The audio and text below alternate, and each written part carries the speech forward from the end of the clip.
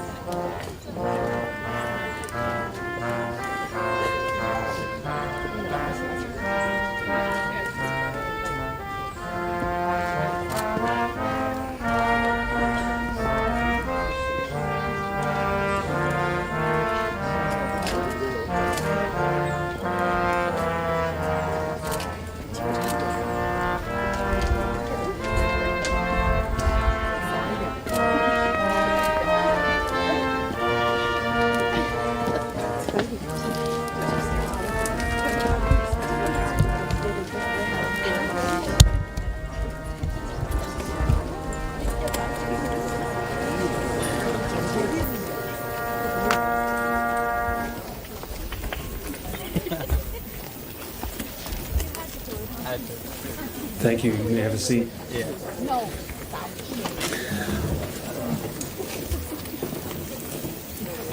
On behalf of the Sanford Board of Trustees and faculty, I am honored to welcome you to the 82nd Sanford Commencement, a Sanford tradition every year since 1937. Joining me on stage this morning are Mr. Ted Dwyer, President of the Board of Trustees, our head of upper school, Lynn Casto, and Mr. Pete Williams, upper school English teacher, who will deliver our 2018 commencement address. Our tradition at Sanford is to have the entire faculty from our 3 divisions participate in the processional at commencement.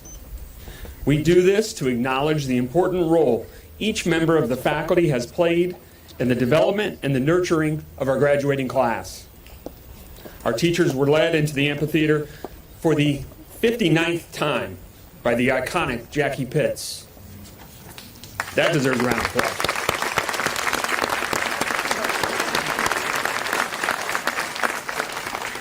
As you all know, the dedication and student-centered approach of our faculty and coaches define the Sanford experience each and every day.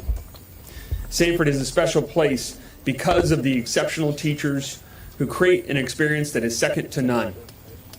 I ask all of our Sanford teachers and staff to please stand so that you can join me in acknowledging the hard work that our Sanford folks do each and every day.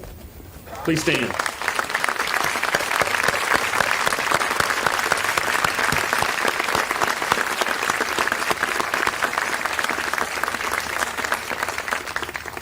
I would also like to thank the parents and families who have joined us in the Sanford journey. Whether you have been with us for 2 years or 14 years, or in some cases longer than that, we thank you for choosing our school years ago, for your family, and for giving us the honor to work with your students during this defining time of their lives. One of the great Sanford traditions is the involvement of graduating seniors in our end-of-year ceremonial events. Seniors audition their speeches and musical performances in the spring for the honor to represent their class at one of the closing programs. This year, we had several seniors audition to speak and perform. At our Blue Gold Sports Assembly in May, Zoe Lamont addressed students and parents, grades 7 through 12, about the importance of athletics in their Sanford experience. This Wednesday at Class Day, we heard terrific speeches from Santina DeMeo and Jordan West. And later that evening at the senior parent dinner, we heard a wonderful speech from Abby Wall. Let's give all of these students a big round of applause, please.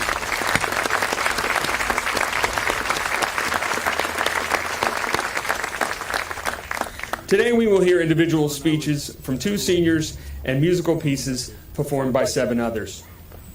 So today at commencement, the class of 2018 will once again, and one last time, show us all why Sanford is the school where no talent lies latent. I now invite Claire Jester to come forward as our first student speaker today. Claire?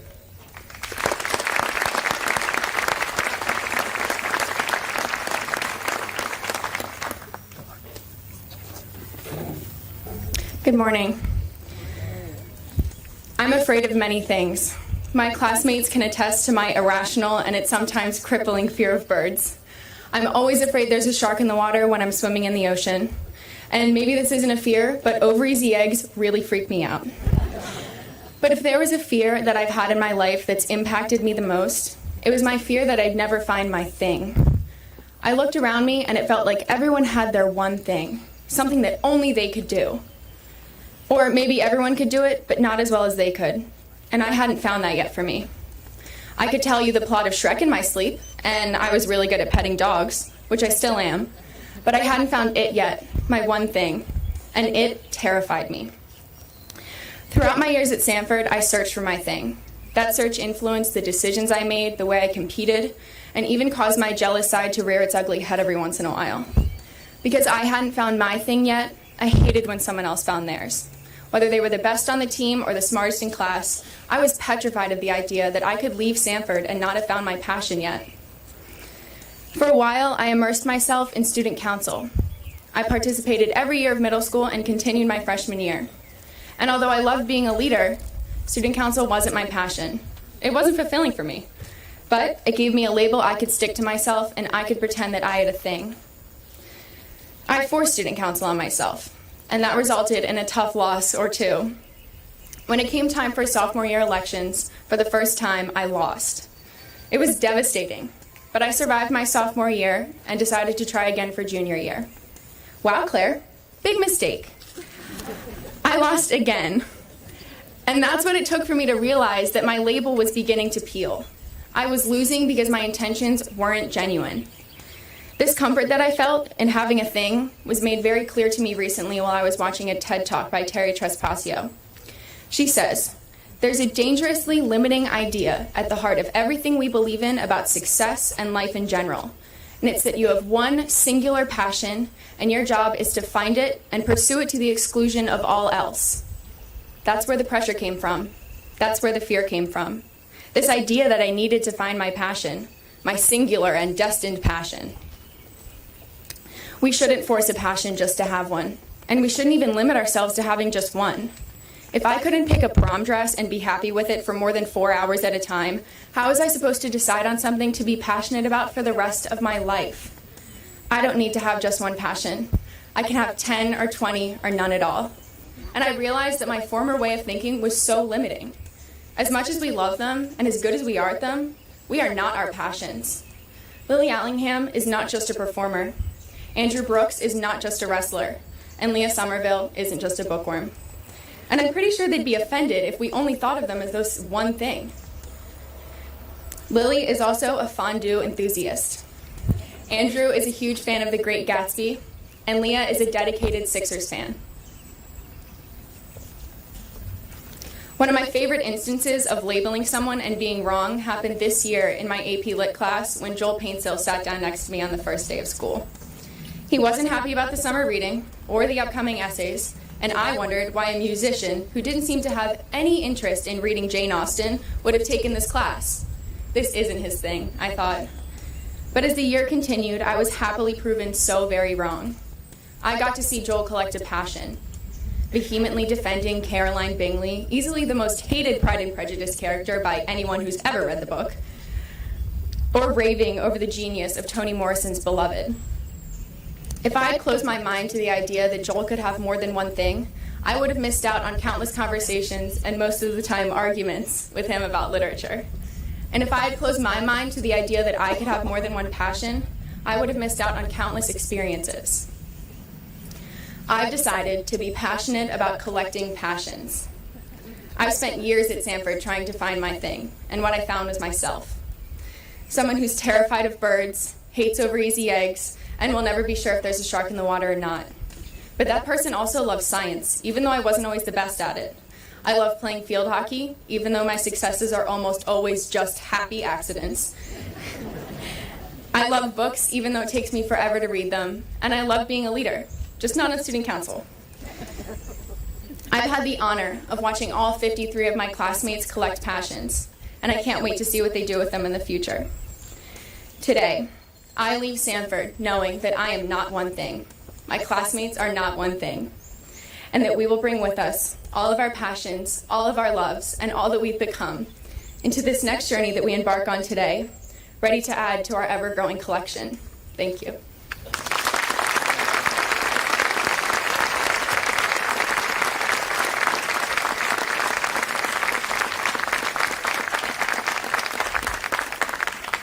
Thank you, Claire. Very well done. Our first musical selection will be performed today by Jasmine Aguilar. Jasmine?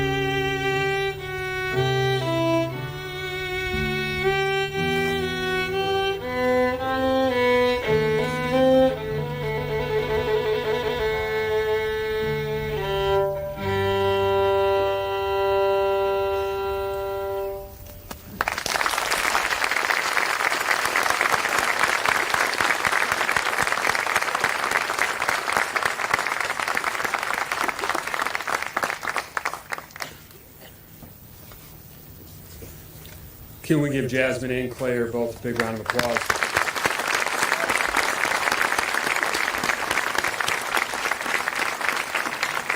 Students with passion and talent abound at Sanford School.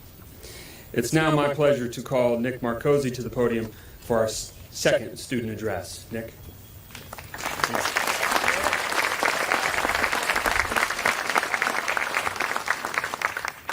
Hello. I want to start off the speech by saying that my grandma thinks this is a valedictorian speech, so if you see her afterwards, please don't say anything. Don't ruin this for me.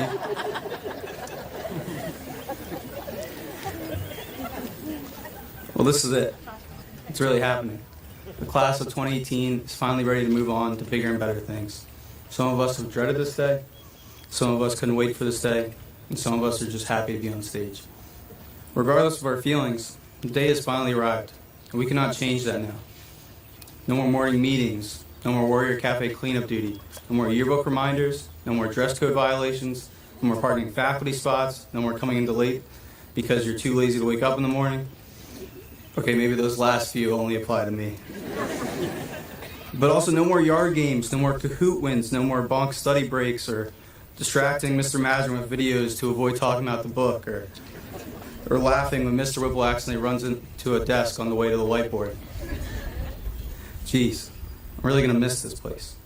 We have shared so many priceless memories over these past 4 years in high school together, and I'm honored to be speaking here for you today because it provides me the opportunity to reflect on how far we've come and the lessons we've learned during this journey.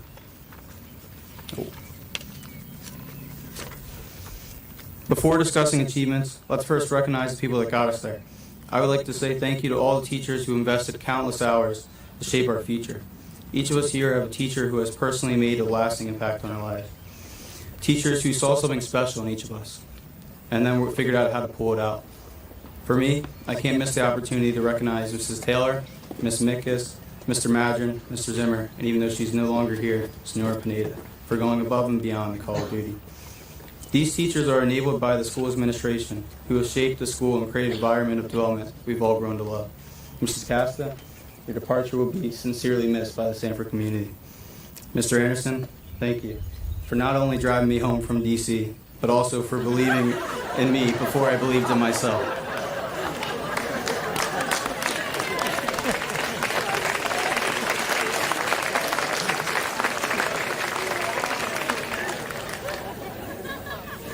Each of my classmates can recount similar stories of personal attention on the collective behalf.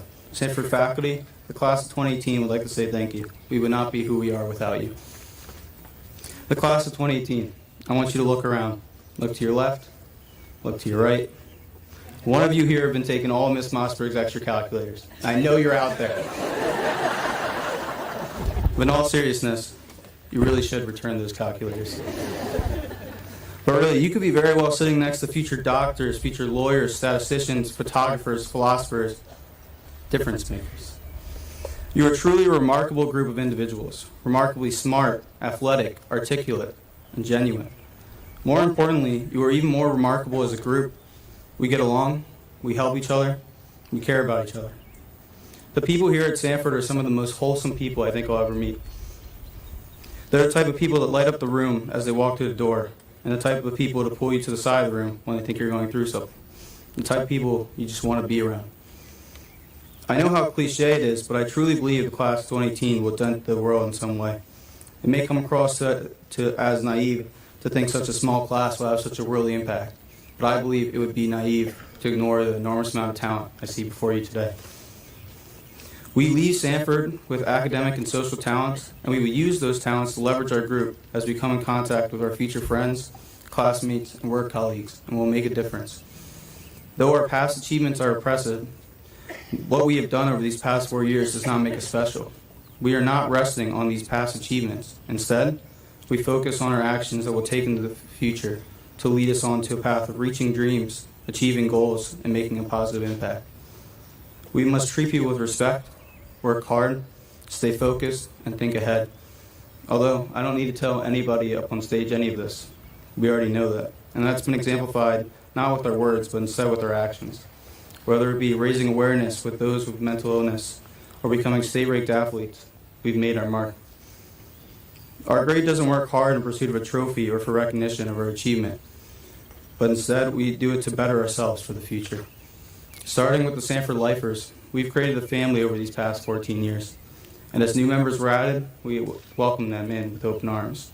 And the ones who have left with memories and lasting friendships. We are a family that may be separated by the impending distance, but we will continue to remain a family, as that separation is only physical. You have made your mark on me that cannot be undone, and I look forward to our paths intersecting again. I want the speech to end with one piece of advice from Mark Twain that has made a difference in my life, and that I hope will impact yours. 20 years from now, you'll be more disappointed by the things you didn't do than by the ones you did. So throw off the bullying, sail away from the safe harbor, catch trade winds in your sails, explore, dream, discover. And seriously, please return those calculators. Thank you.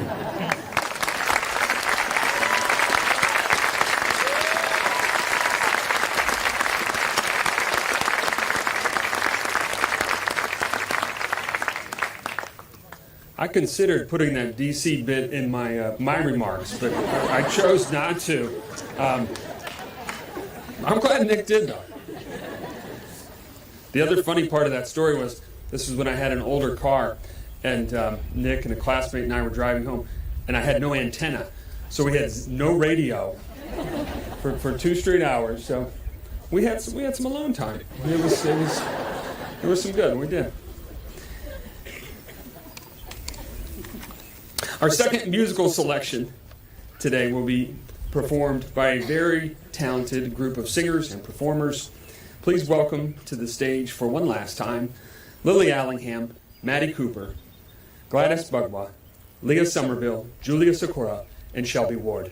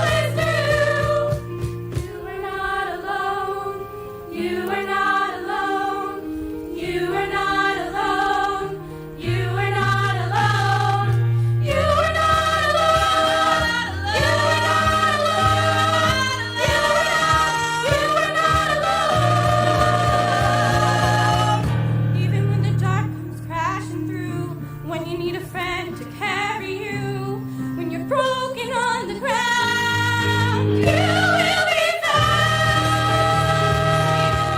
'cause you'll reach up and you'll rise again if you let it look around. You will be found. You will be found. You will be found. You will be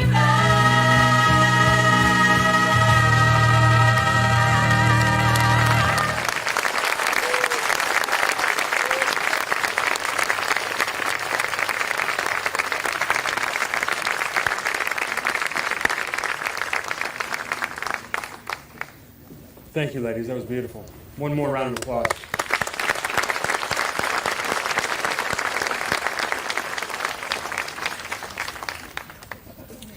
Each year, the graduating class selects one faculty or staff member to deliver the commencement address. This year, the seniors honored Pete Williams, upper school English teacher, by asking him to speak. Yesterday was also a big day for Mr. Williams. It was my honor to announce that he is our 2018 recipient of the Lloyd Johns Excellence in Teaching Award. Congratulations, Mr. Williams.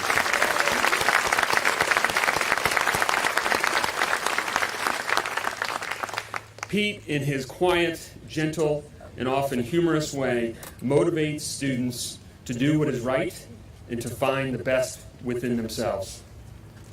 Pete is very well deserving of his recognition of the Award of Teaching Excellence, and it was easy for me to see why the Sanford class of 2018 selected him to speak today. Sanford is truly a better place because of Pete Williams. I now invite him to join us at the podium.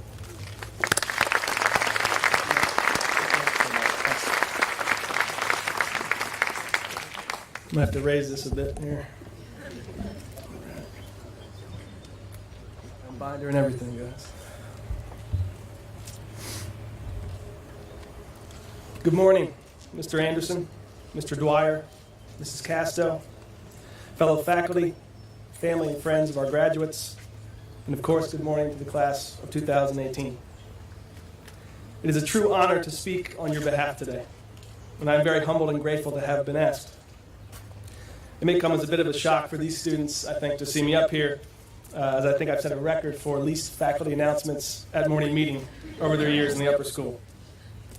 I have a tendency to avoid public speaking, and it always comes to a surprise to my freshmen, because in the classroom all I do really is talk.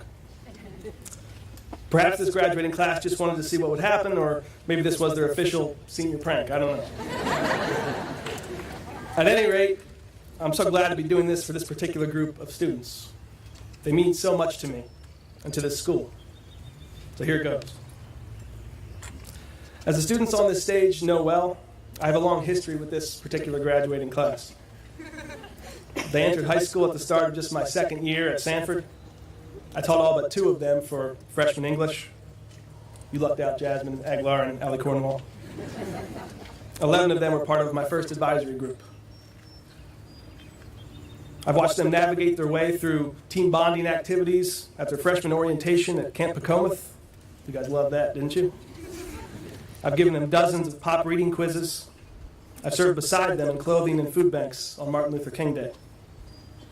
I've watched them win and lose on the athletic field, shine brightly on the stage, and sing and play their hearts out in concert. I've also been pied in the face by them. Thank you, Leah Somerville. I think my nose still hurts. More importantly, I've watched the members of the class of 2018 develop and grow into kind, intelligent, and confident young men and women.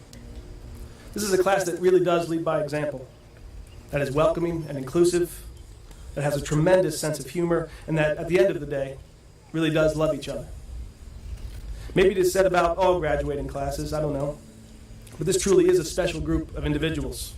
And together they make up a class that will be remembered long after they leave campus today. To me, the class of 2018 represents what is so great about Sanford.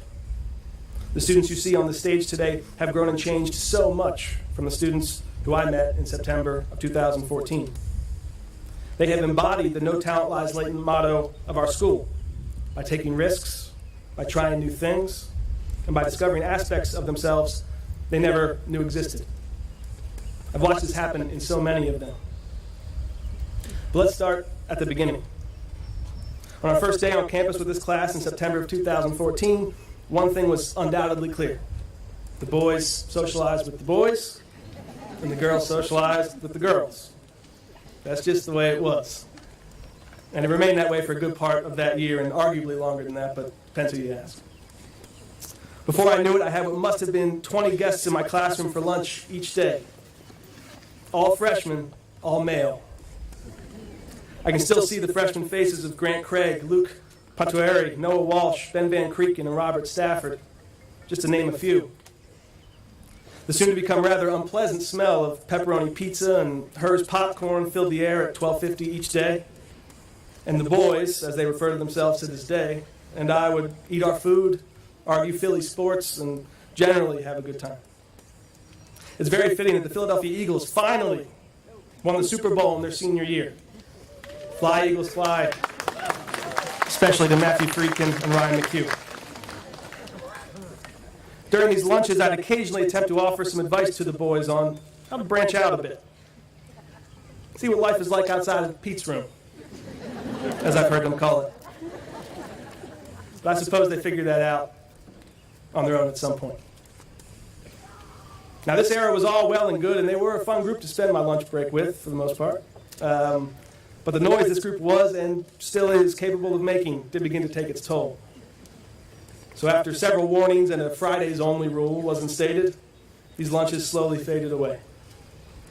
The final straw, perhaps, was the day I walked in to find that a few of these gentlemen had somehow managed to attach my pencil sharpener to my projector.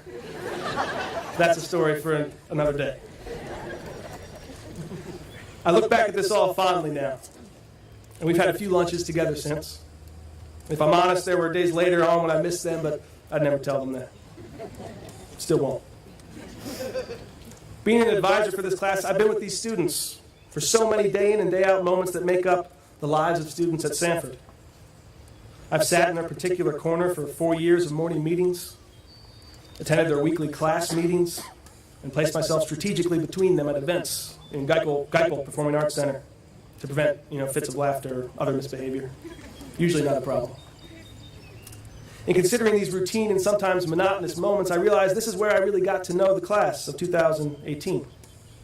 A quick wave and hello in the morning, a chat on the way to the Warrior Cafe, a check-in with a student I haven't had the opportunity to speak to much since teaching them. I've come to know them all so well. I'm so proud to have been their teacher and, for some, their advisor. Needless to say, I spent a lot of time with this class.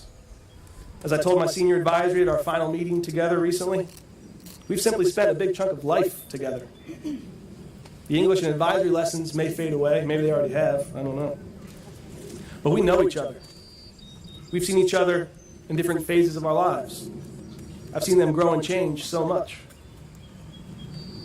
So what is there to say to a group I already view as exceptional, as inspirational, as hilarious, as confident, as full of endless potential? How can I offer wisdom to a class that I often consider far wiser and certainly more academically gifted than myself? After thinking this over for the last few weeks, I've settled on a couple of things. If there's one thing I do have on you all, it's age. And I think I have a pretty good sense of the world you're about to head off into. This year I unintentionally found myself ending each class with the same advice to my English students. Be nice to people. It's cliche and it's not particularly inspiring, but it feels more necessary now than ever. If you turn on the television or open up your Twitter or Facebook feed today, you're bound to be bombarded by conflict. Somebody saying something nasty about somebody else. Somebody being attacked.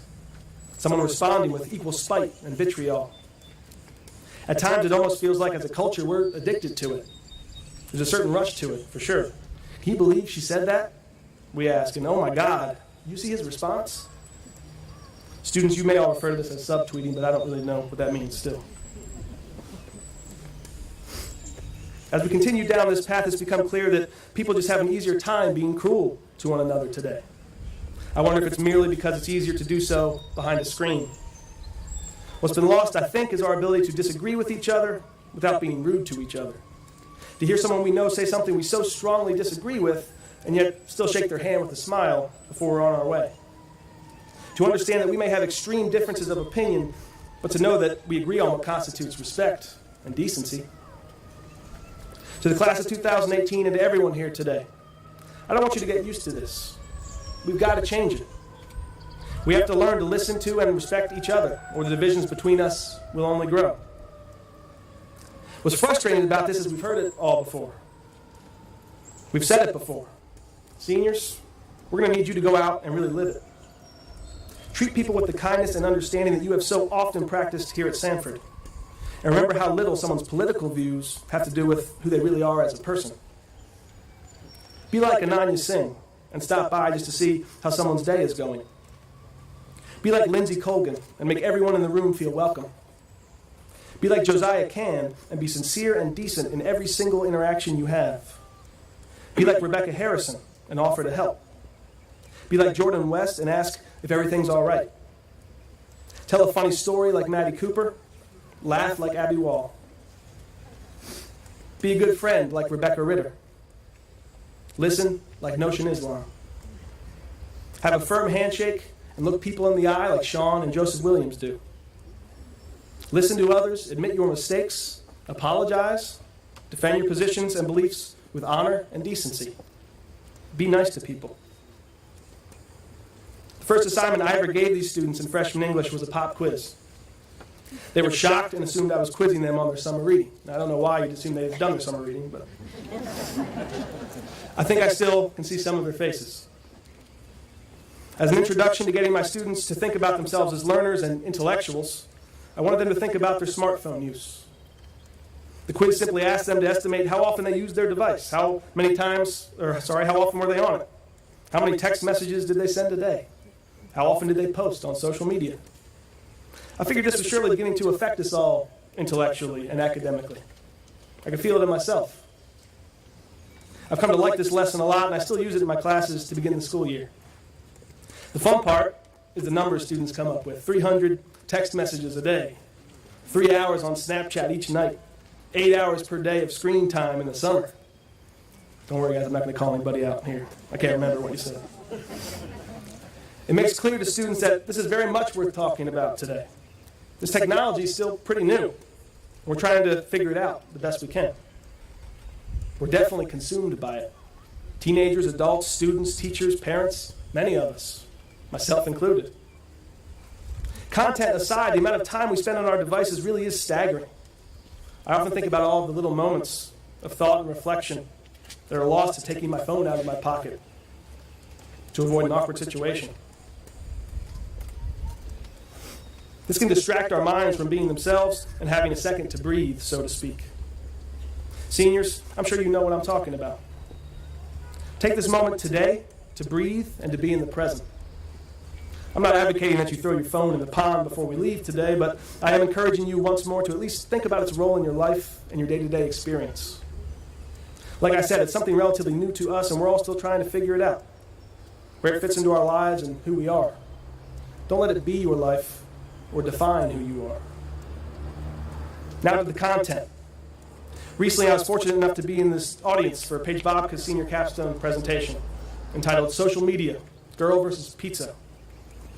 Among other things, Paige talked about our tendency to idealize perfection and criticize anything less than perfect on social media.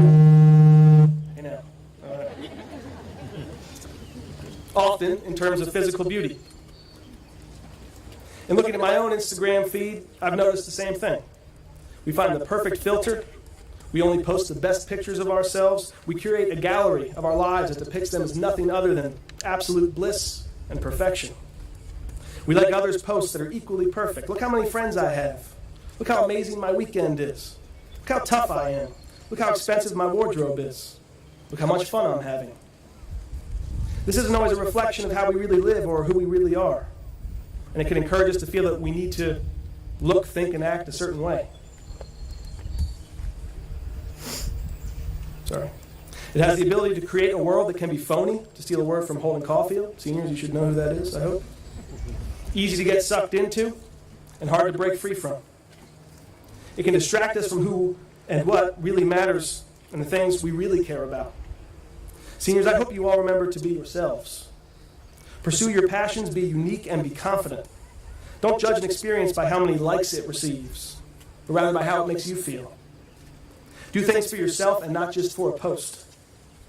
You're amazing individuals. Andrew Brooks and Kyle McDonough, keep wrestling. Joel Paintsel, keep playing the piano.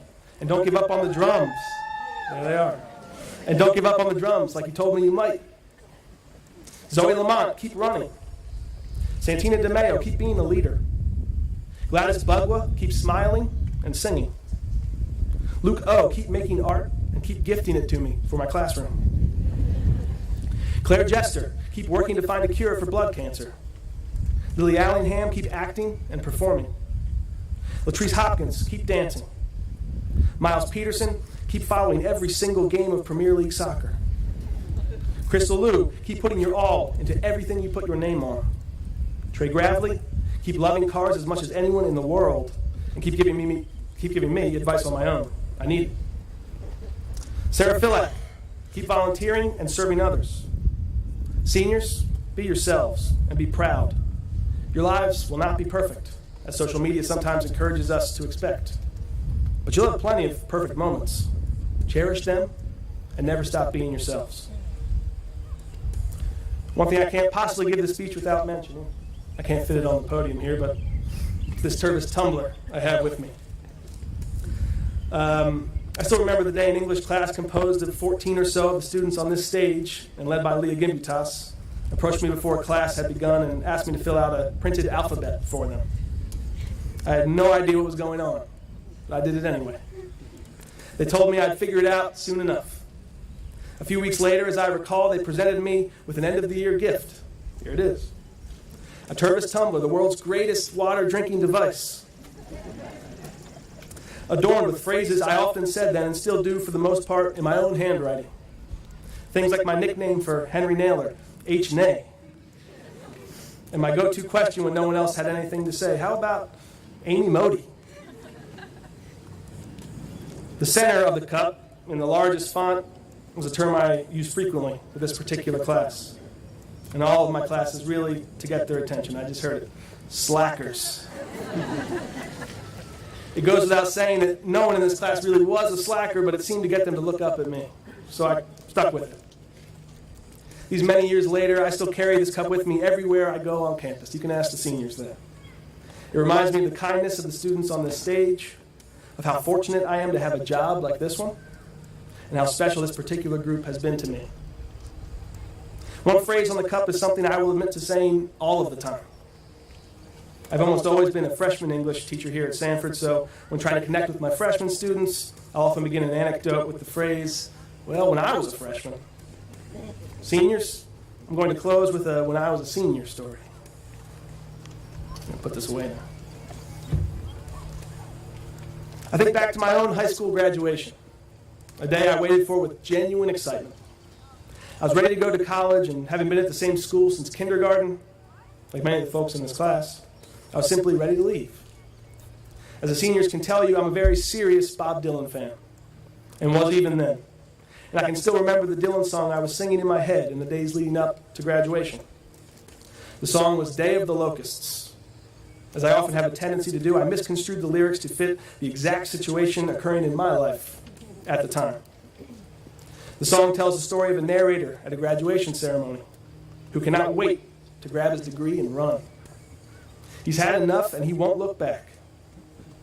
I think because I was too afraid to admit it at the time, that I was going to miss this place that had been all I'd really ever known up to that point, I made this my theme song. Dylan sings, I put down my robe, I picked up my diploma, took hold of my sweetheart, and away we did drive, straight for the hills, the black hills of Dakota. I sure was glad to get out of there alive. In hindsight, this is how I wanted to feel, but it wasn't really an honest reflection of my feelings at the time. Rather than reflect on what my school had meant to me, who had made an impact on me, and who and what I would remember throughout the years, it was far easier to just look straight ahead. And though I didn't have a sweetheart at the time and was heading to upstate New York instead of the Black Hills of Dakota, Day of the Locust still made the cut for my graduation song. As the years have passed, I wish now that I'd reflected a bit more on that day and the days leading up to it. Seniors, so much has happened for you all here at Sanford. You have learned so much about yourselves and your world. You've discovered new passions and conquered old fears. You've made your mark. As I said earlier, the members of this class truly are the living embodiment of our "No Talent Lies Latent" motto. I think of Logan Carpenter, a student in advisee I couldn't convince to care about his grades freshman year, but who has since become one of the hardest working students I know. I think of Shelby Ward, someone who has worked to conquer her own fear of public speaking by doing so each and every morning meeting this year with a message of positivity to the entire student body.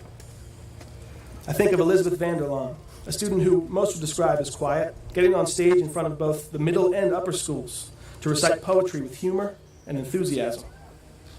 I think of Joe, putting himself on the line for his senior capstone presentation and speaking honestly about how video games have been so therapeutic for him in his life. I think of Jordan West, discovering his thirst for knowledge.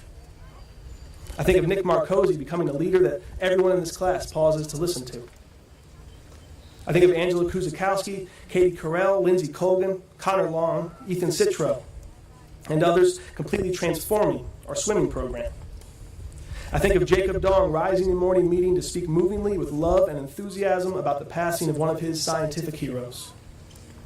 I think of Kendall Trickey, Billy Wiesnegger, Lexi Hubline, and Leah Somerville leading the girls' soccer team deep into the state tournament. And of Lexi Fatakos leading the girls' basketball team as the only senior with confidence and grace. I think of Julia Sikora, my shy freshman advisee, absolutely nailing the concluding high note of her senior year musical. You have all enriched this school, but it has also enriched you. Be grateful for that fact. Acknowledge its role in your development, and be proud and grateful to be a Sanford warrior. Now, as a teacher at Sanford, one of the tricky parts in observing all this risk-taking, fear-conquering, and talent discovering is that you start to feel a bit guilty about yourself. These kids have done so many incredible things here. They are sources of amazement to us all each day. So when they've asked me over the years, "Mr. Williams, I heard you play the guitar. Will you play in Sanford Showcase?" And I've turned them down out of stage fright. It definitely feels a bit hypocritical. As I just spoke about, the Bob Dylan song I had picked to be the theme of my own high school graduation didn't quite cut it. It wasn't reflective or grateful enough. It didn't capture what or how I was really feeling. So I dug into the Dylan database that is my mind, and I found another one. I'm going to take a risk like so many of the students on this stage have, and I'm going to sing it for you. It's entitled, "I'll Remember You." Seniors, being the literary geniuses that you are, take into account that it's written in the first-person perspective. I encourage you to think about what you'll remember about this place, about this time in your lives, and about those that have helped you get to this stage today. Here goes.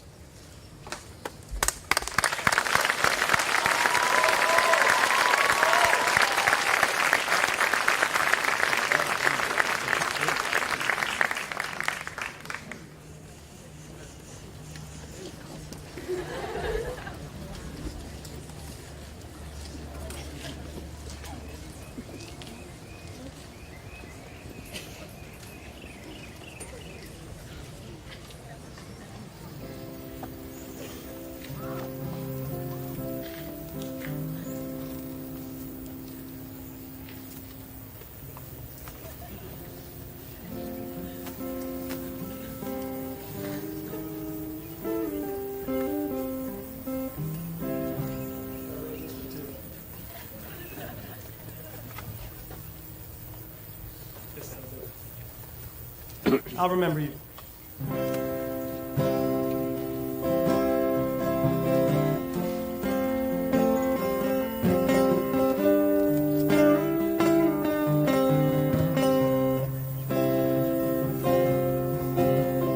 I'll remember you. And I've forgotten all the rest.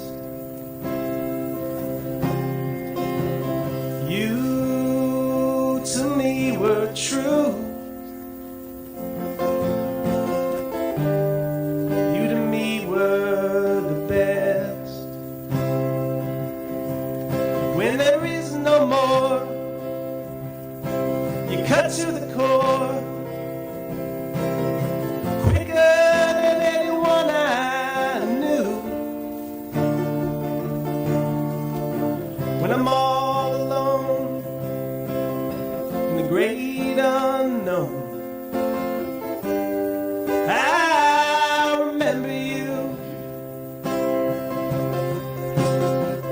I remember you.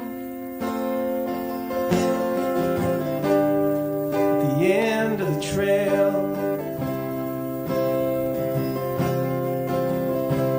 I had so much still left to do. I had so little time to fail. There's some people that you don't forget, even if you only seen them one time or two. When the roses fade and I'm in the shade, I remember you. Didn't I try to love you? Didn't I try to care? Didn't I weep? Didn't I speak beside you? With the rain blowing in your hair,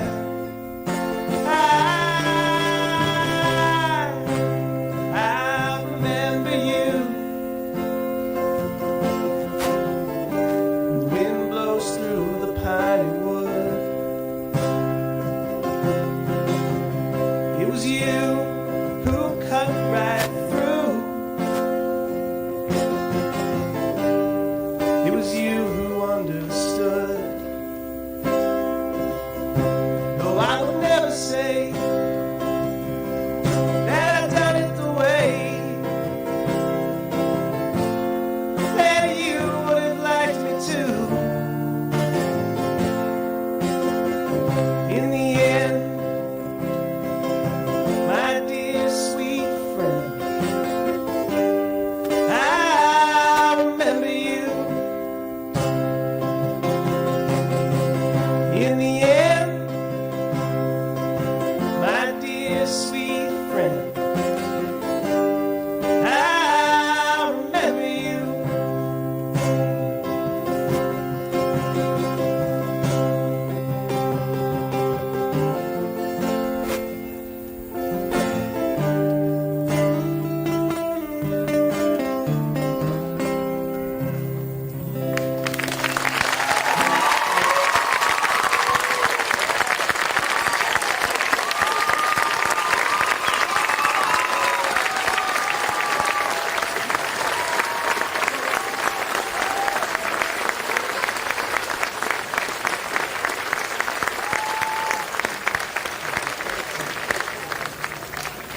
Thank you. One last thing to say. Class of 2018, we'll certainly remember you. Remember each other. Remember your teachers. Remember this place and this day. Remember Sanford. Be nice to people. Be yourselves. And please come back to visit. Congratulations. Thank you. Thanks.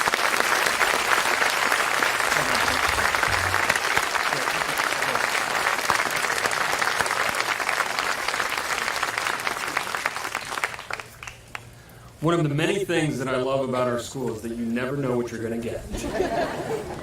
Pete Williams just raised the proverbial bar. And I think he just guaranteed himself a slot at our Warrior Showcase next spring. Underclassmen, take note. Mr. Williams can play. Well done.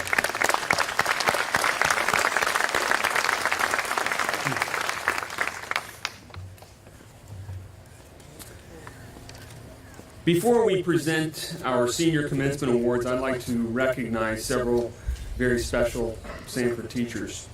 Yesterday, we held our annual end-of-the-year faculty and staff meeting, followed by our Home and School Association appreciation lunch. At the meeting, I had the opportunity to recap the school year, thank the men and women who deliver our Sanford experience each day, and recognize our milestone years of service. We also said goodbye to individuals who are retiring and departing. Yesterday, we named our 2018 Endowed Faculty Award winners as well. These winners are nominated by their peers and are recognized for their outstanding commitment to the students and to Sanford. The Stan Waterman Award for Excellence in Coaching was presented to Max Schneider. The Paul Donovan Award, which recognizes an ongoing commitment to professional growth, was presented to lower school science teacher John Bell. As I mentioned earlier, the Lloyd Johns Award in Excellence in Teaching was presented to Pete Williams. And the Sue and Andre Dagenet Award for Leadership in Education was presented to lower school fourth grade teacher Missy Bloom. Max, John, Pete, and Missy, will you please stand so that we can recognize and thank you for everything you've done.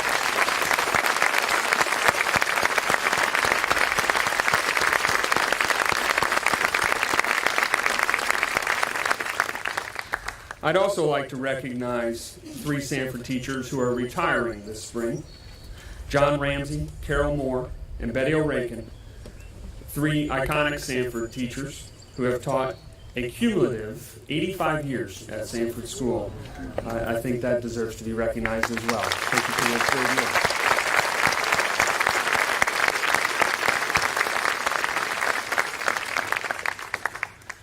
years. If Ms. Casto could help me present some awards. Each year, Sanford designates a senior student as top scholar.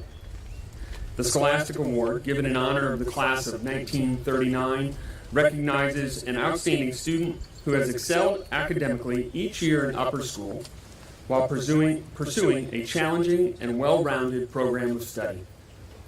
The top scholar should demonstrate an openness in all forms of learning and an investment in Sanford's whole educational experience. This year, it should come as no surprise that this award actually goes to 2 students. It's my honor to call forward as the recipients of the 2018 Scholar Award, Leah Somerville and Lily Allingham.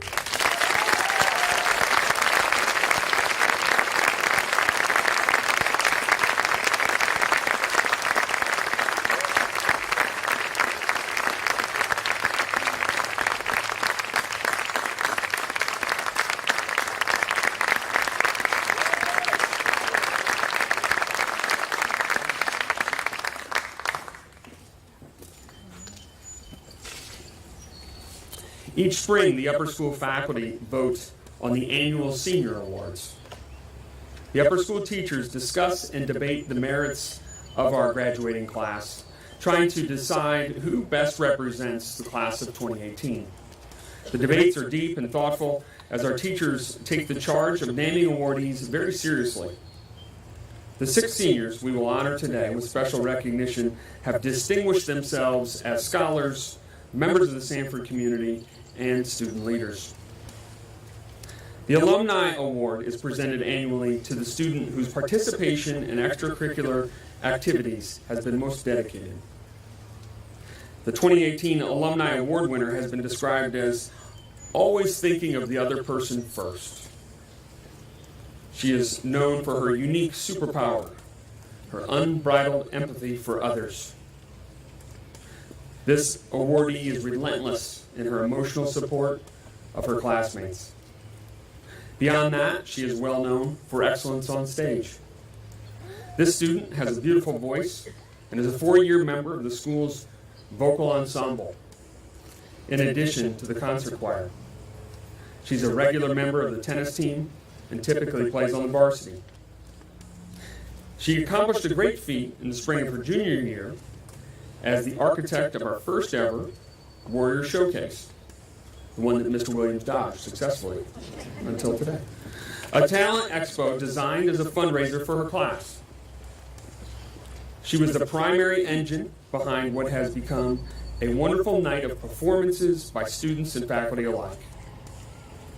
Both participants and audience members have been blown away by the talent, much of which would not have been willing to participate without her cajoling and encouraging. This student radiates positivity, the consummate team player, emotional support network, and change agent for good. She stands tall as a young woman of strength, character, kindness, and talent. I am pleased to present the 2018 Alumni Award to Shelby Ward.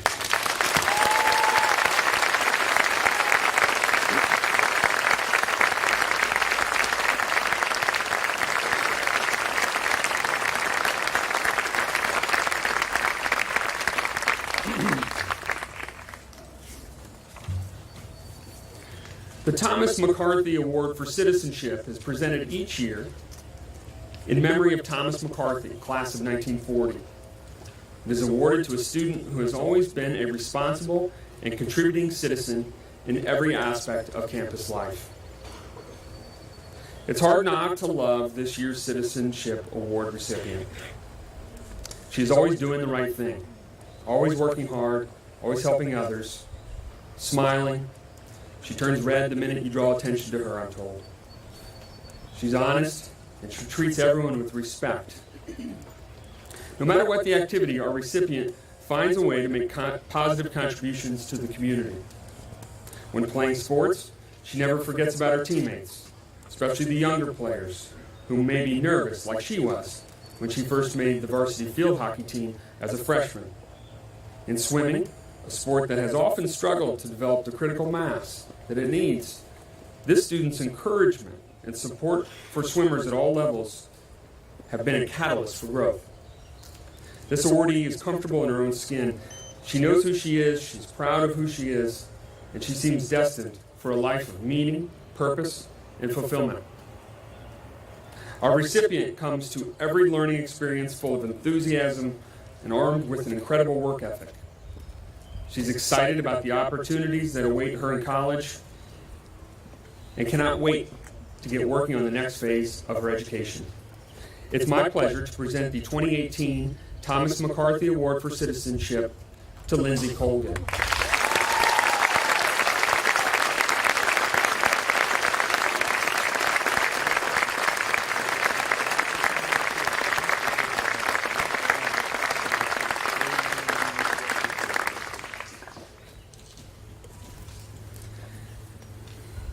The Headmaster Award is given on an occasional basis as deemed appropriate by the faculty and the head of school to honor a member or members of the graduating class whose achievement and presence have been so exemplary that special recognition is in order. This first awardee is an unassuming, earnest, reliable, and frankly, as the faculty describe her, awesome student. She's now in her second year as president of the class. She leads with elegance and style, and most importantly, kindness. Her maturity, intellect, empathy, grace, and awareness.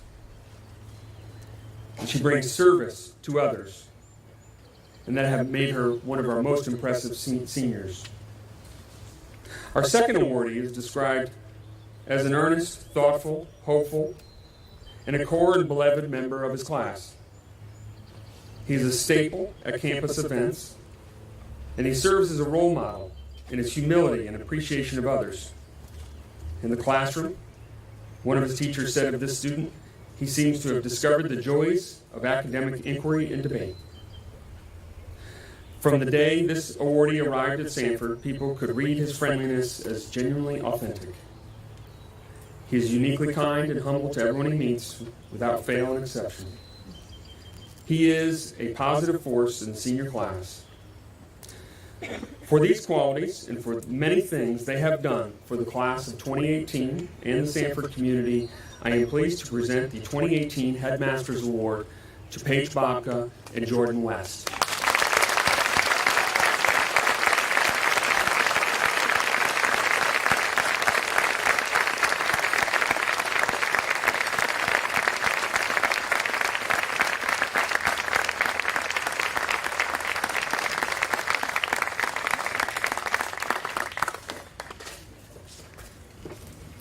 Our final two awards are the Kenneth D. Jones Memorial Award for Boys and the Nancy C. Son Final Award for Girls.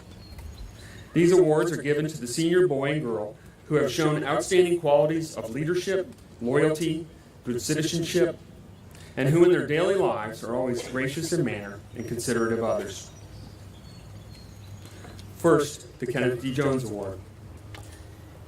If ever Sanford's heart and soul were to be distilled to its purest elements and made manifest in a student, we think it would turn out to be this awardee. Sturdy as a Sanford pine, selfless and humble, funny and good-natured. He has been a campus favorite almost since the day he was born. He rarely takes a class off, and he balances a sense of humor and a positive attitude without driving a class off the proverbial rails. This awardee is in the middle of everything. And if you want an event to be successful, just tell him, and he'll be there, the Pied Piper, bringing along other kids who want to be with him to have fun and laugh. Since he was a young boy, this awardee has given Sanford his unbridled enthusiasm, optimism, positive attitude, selfless nature, and a dedication to our school community. He has made himself known in the best of ways. It is my honor to present the 2018 Kenneth D. Jones Memorial Award to Matthew Freakton.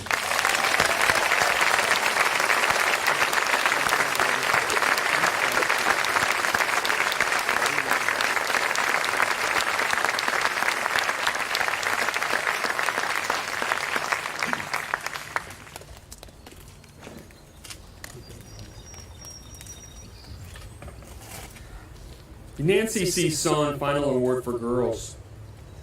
This student has a relentless thirst for knowledge, based mainly on her desire to both improve herself and the world she lives in. And while she took Sanford's most challenging courses, she's probably the least driven by grades 4.0 student we've encountered. She is the passionate driver of many causes. She's an ardent supporter of the Leukemia and Lymphoma Society, B+, Be Positive, Be Positive Foundation, and the Ronald McDonald House. This student has made her position clear to her peers. Free time should be spent helping others. She is one of our community's leading feminists and gender equality activists. And she does this while playing 2 varsity sports and being in the winter musical every year. Though she has a crowd of regular friends, she's genuinely nice to everyone. Her kindness, sense of humor, and self-deprecation make her a natural leader of others. When this student spearheads a fundraiser or event, people sign on to help her. The most likely to make her classmates laugh, she's also the most likely to change the world for the better. And I'm honored to present the 2018 Nancy C. Son Award for Girls to Leah Somerville.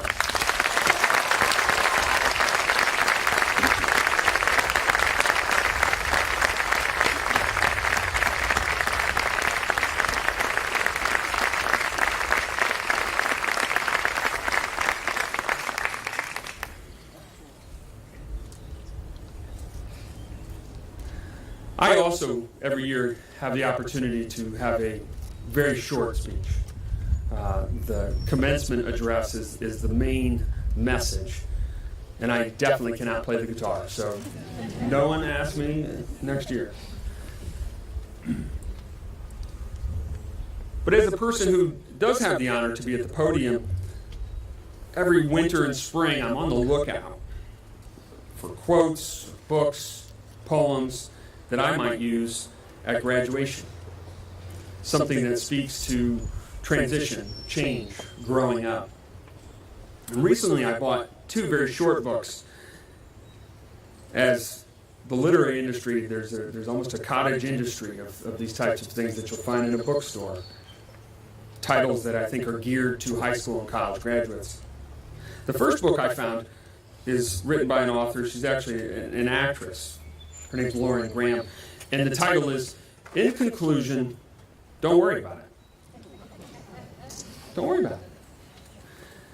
And I thought, wow, that's beautiful, right? I mean, anxious time. We really shouldn't have to worry about it. The second one, by Carl Hyacin, if you've read any of his books, he's an author, writes about Florida a lot. His book is called Assume the Worst. The graduation speech you'll never hear. I thought, whoa, what great bookends for this exciting and anxious time of your life. Don't worry about it and assume the worst. When I talk to rising seniors, almost graduates, this is a sentiment I hear often. I just heard it this morning, in fact, before we walked down. I'm so excited. I'm so ready. I'm so scared. I do not want to leave. Do I really have to leave, Mr. Anderson? Can I come back? PG year. Let's go back to having postgraduates. No, you have to leave. I'm sorry. And all of that, in my opinion, all of those feelings, that's good. Our students, our graduating students, they should be excited. And they should also be a little bit scared. Because that's life. And if you can capture that and take it with you, those dual feelings, it will serve you well. My advice to you is this, and I think Claire spoke well of this today. You do not need to go forth today off this stage and change the world. I'm hereby giving you permission to chill out. Chill out. You do not need to have your life figured out by today or tomorrow or next year. And I speak from personal experience with this. When I went away to college, I had no idea what my career path would be. I declare I didn't have my it at 18 years old. In fact, if you would have told the 17-year-old version that stands before you today at my high school graduation in 1991, picture a long flowing mullet that I had. Mrs. Anderson can attest to this. She loved it for whatever reason. I peeled out of my high school parking lot in my 1977 cherry red Camaro, and I wasn't looking back. Because I didn't go to a school like Sanford. I certainly didn't find my it. And there was no sadness in this graduating senior. But little did I know that my own path and my calling would lead me to teaching. And it would lead me to hopefully making a difference and back to school. Those things came to speak to me over time. Now, while you do take a breath and chill out, and you accept the fact that you don't have to change the world yet, you're also not completely off the hook. Because the unexpected could happen at any time, like that honking horn, right? You just have to go with it. Weave it into your life. You didn't know I planned that, right? See, I turned it off.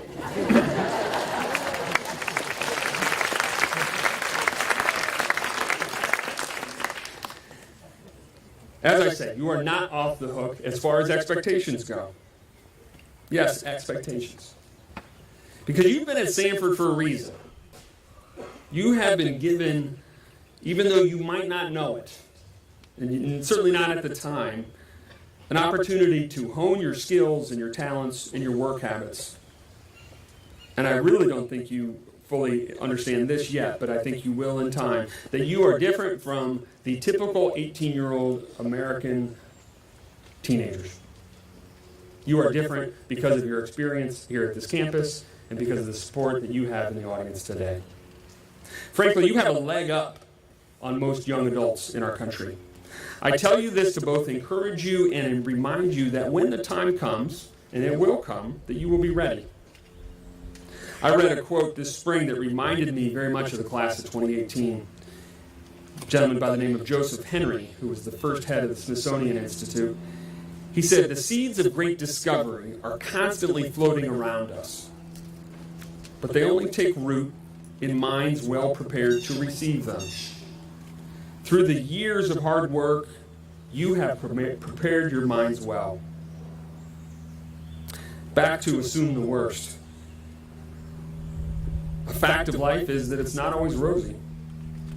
Hasn't always been rosy for you in high school. And yes, you attended Sanford, a great school, and you're off to wonderful colleges and universities where you'll meet gifted professors and talented classmates. I'm confident that you will complete your college educations in 4 or so years. None of that will make your life easy. When you accept that fact, that there will be bumps in the road, guaranteed, it makes the journey just more pleasant. It's more fun and rewarding. I recently read a quote from a journalist. His name was Rowan Farrow. He's the man who broke the Harvey Weinstein sexual abuse scandal. And this came from a graduation speech that he gave at Loyola Marymount. He said, "You will face a moment in your career when you have absolutely no idea what to do, where it will be totally unclear to you what the right thing is for you and for your family, for your community. And I hope in that moment you'll be generous with yourself and trust your inner voice. Because more than ever, we need people to be guided by their senses of principle and not the whims of a culture that prizes ambition, sensationalism, and celebrity and vulgarity and doing whatever it takes to win." As Pharaoh said, trust that inner voice. Be guided by your senses of principle. Show up, lend a hand, ask for help, be kind, do the right thing. Commencement means a beginning. Class of 2018, your next chapter, your post-high school life begins now. Jesuit scholar Balthazar Gracian said, "Fortunate people have very favorable beginnings and very tragic endings. What matters isn't being applauded when you arrive, for that is common. Being missed when you leave." Class of 2018, you will be missed. And on behalf of the entire Sanford faculty and staff, we are so very proud of all of you. Thank you.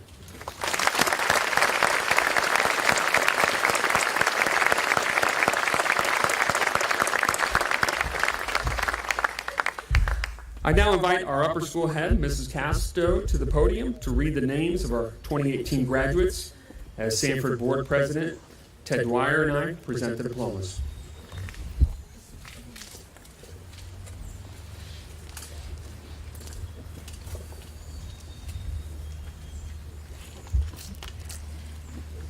In keeping with Sanford school tradition, we ask the family members of each student to please rise when your graduate's name is called.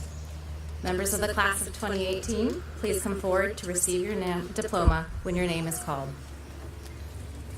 Jasmine Yolanda Aguilar.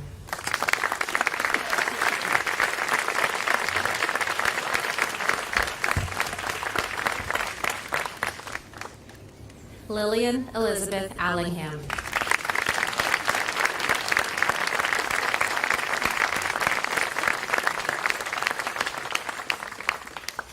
Paige Bailey Bobka.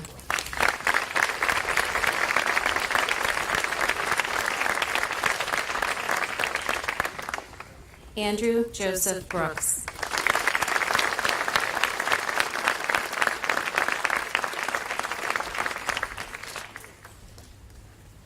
Josiah Timothy Can.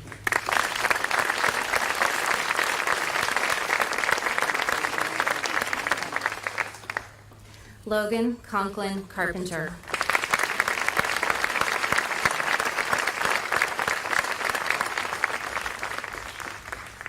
Ethan Jesse Daniel Citro.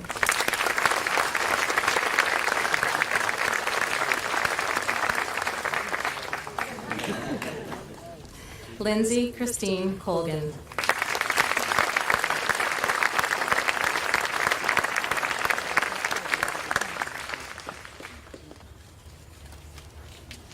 Madeline Claire Cooper.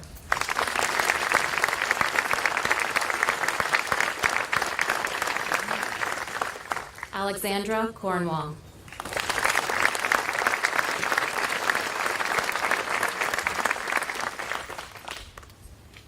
Caitlin Ann Corral.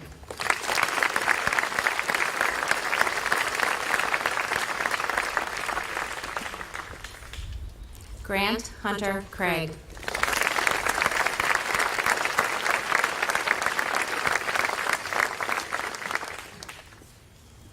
Santina Olivia DeMeo.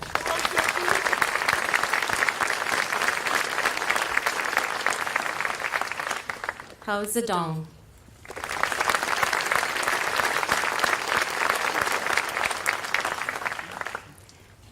Sarah Grace Fillack.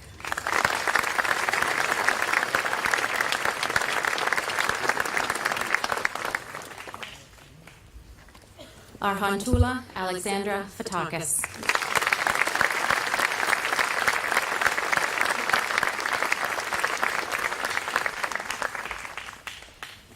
Matthew Thomas Friedkin.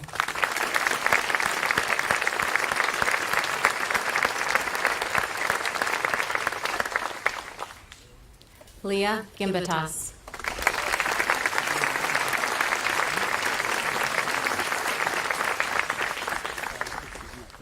William Edward Gravely III.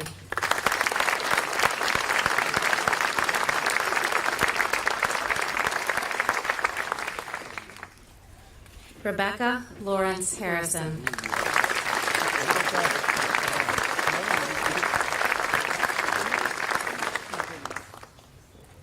Latrice Janae Hopkins.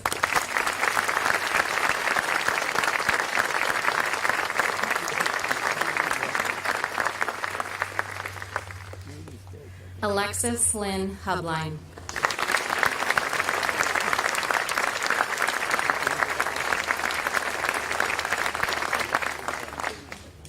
Notion Atia Islam.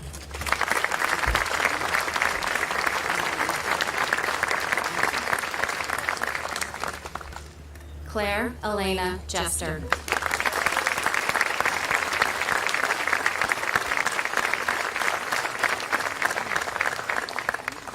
Angela Legic Kuzakowski.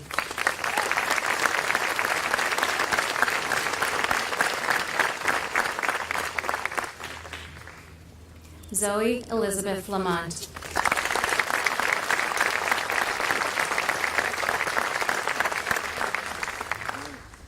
Connor Michael Long.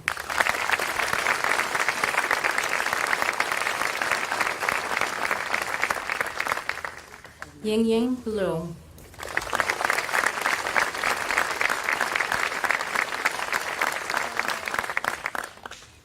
Nicholas Guy Marcosi.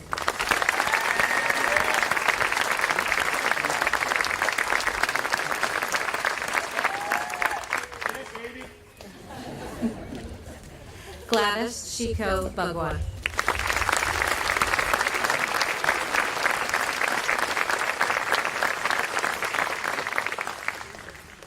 Kyle Joseph McDonough.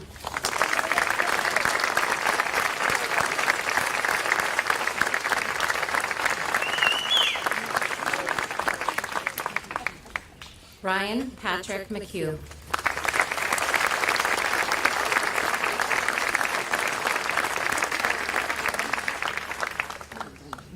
Amy Modi. Yeah, Amy!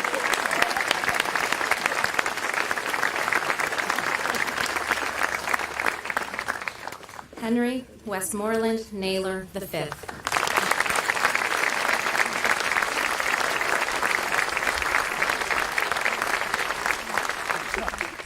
Sungmuk Luke O.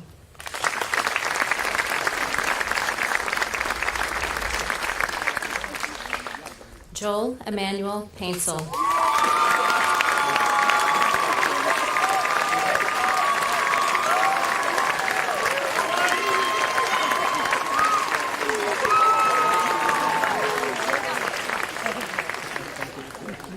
Miles Hackworth Peterson.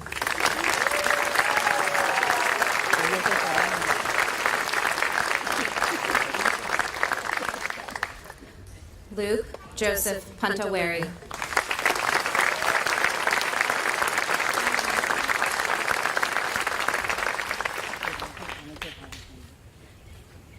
Rebecca Peyton Ritter.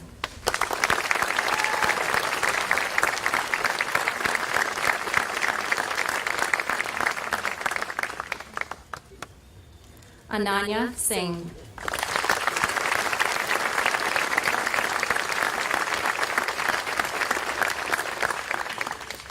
Leah Nicole Somerville.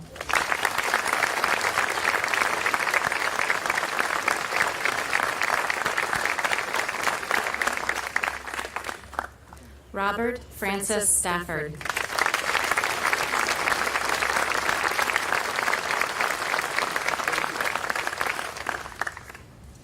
Julia Lee Sikora.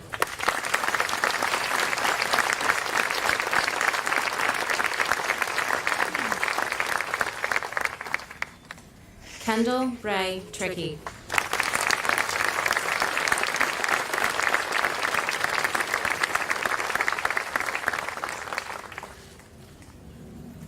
Benjamin Peter Van Krieken.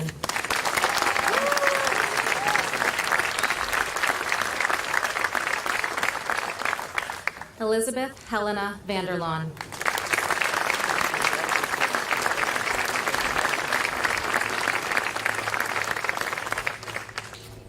Abigail Ann Wall.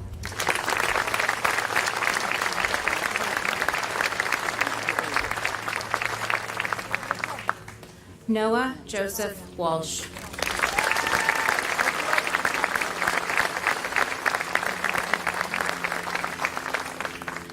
Shelby Pelham Ward.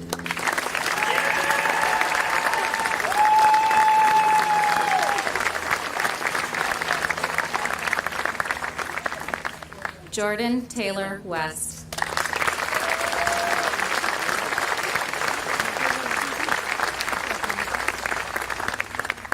Lilia Margareta Wiesninger.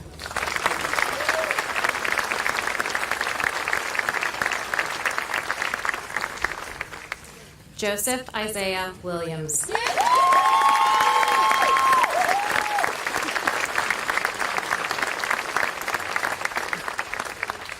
Sean Ishmael Williams, Jr.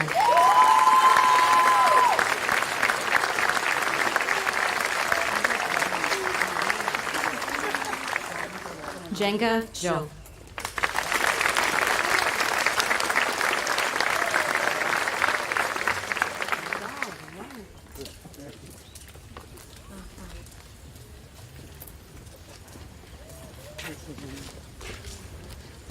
Ladies and gentlemen, the class of 2018.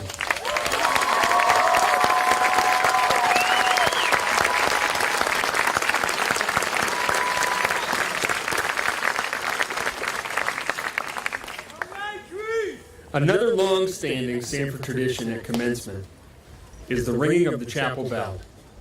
To honor our newest graduates, members of next year's senior class will now sound the chapel bell 54 times, once for each member of the class of 2018.